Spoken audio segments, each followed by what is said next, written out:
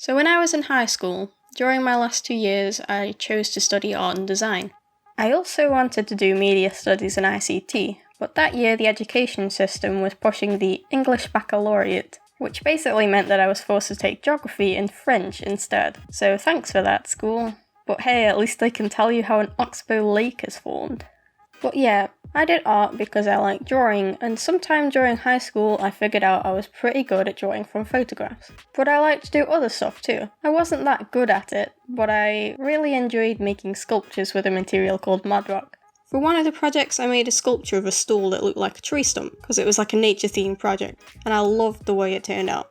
My teacher was just kinda like, But I didn't care, because I was really proud of it, and I had fun making it. So the end of the year rolls around, and I'm finishing off my project work ready to submit it, when my teacher's like, so you need to make something else. What? Yeah, the stool thing ain't working out. You need to do a drawing instead. Is she serious? I didn't say anything because she's the teacher and she's supposed to know what's best, right? So I worked super hard on this stupid drawing, rushing so that I could get it done for the deadline, but also trying to make it look, good.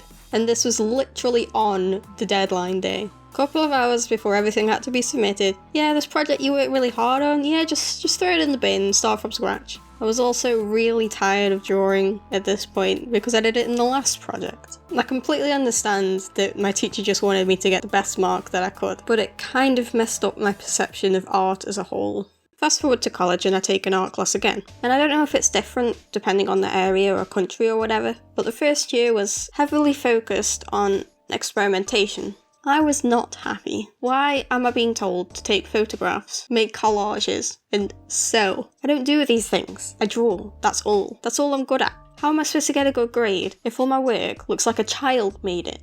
I don't know why, but I never asked what the point was. Here's a tip if you're still in some form of education. If you ever feel like something you're doing is pointless, ask why you're doing it. Teachers, usually having done the same thing for several years, sometimes have a habit of not explaining things to their students. Art in high school is different to art in college. In high school, you look at an artist, make something inspired by them, and try to make it look good. In college, it's much more focused on the process of making a piece of art. You could make something that looks awful. As long as you explain how and why the idea developed in this way, you can get a decent grade. There's obviously a lot more factors that go into it, but my point is that art in college is much more about understanding art and how it's made, rather than just making stuff that looks good. If I'd known this at the start of the course, I would have been spared months of hating the class and not doing the work because I thought it was stupid.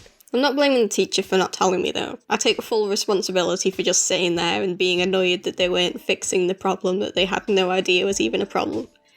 So today we're doing colour theory. Ugh, colour theory? What are we, babies? You'd be surprised. Colour theory is something that's always in the back of your head, like, yeah, I know that. But not that many artists really experiment with it, and you should, because colour can completely change the look of your artwork. So during this colour theory lesson, one of the tasks was to make a painting using complementary colours, and I was like, ugh, painting. That's like the thing I'm the worst at. So I painted some grass, some trees, some bushes, and I made the sky red. And I liked it. It wasn't a masterpiece or anything, but this was the first painting that I'd ever done that didn't look like trash. I get it now. This is the point. If I hadn't stepped out of my comfort zone, I never would have made this. I would have carried on with my life, with painting permanently crossed off my mental list of possible mediums used to create art. Because I had tried it and discovered that I didn't hate painting, I had the confidence to use it in my final project for the year. The vibrance of the colours and the texture of the paint is something that I don't think I could have achieved to the same quality if I'd coloured it digitally or with coloured pencils, for example.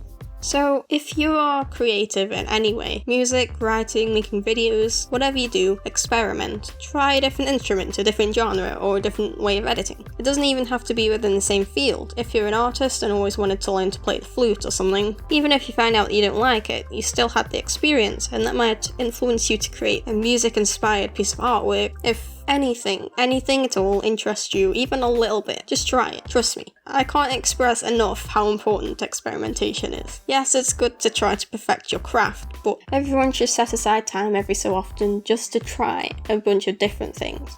And the last point I'll leave you with is not to be afraid of asking questions, especially in creative classes. You should never feel as though you're wasting time.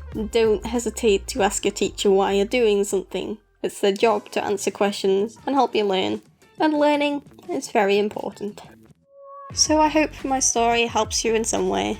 And if you already knew all of this, I hope you still enjoyed the video. Thanks for watching, and thank you so much for the support. All the comments have been really motivational. I'm continuing to experiment with new ways to make my stuff even better, so please let me know if you like or dislike the direction it's going in. Thanks again, and I'll see you on the next video.